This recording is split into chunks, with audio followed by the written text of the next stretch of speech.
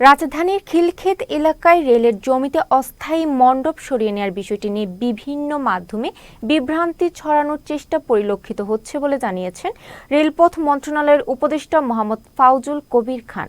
এ বিষয়ে আজ এক বিবৃতিতে রেলপথ মন্ত্রণালয়ের উপদেষ্টা মোহাম্মদ ফাউজুল কবির খান বলেন, গত বছর দুর্গাপূজার সময় কিছু ব্যক্তি কোনো পূর্বানুমতি ছাড়াই খিলক্ষেতে রেলের জমিতে একটি পূজা মণ্ডপ তৈরি করেন।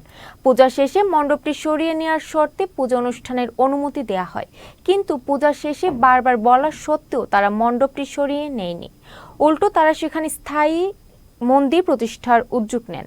তিনি জানান, উদ্বুদ্ধ পরিস্থিতিতে জনসাধারণের সম্পত্তি অবৈধ দখল মুক্ত করার লক্ষ্যে সকল আইনি প্রক্রিয়া সম্পন্ন করে বৃহস্পতিবার খিলক্ষেত এলাকায় রেলের জমি থেকে অস্থায়ী মণ্ডপটি সরিয়ে ফেলা হয়।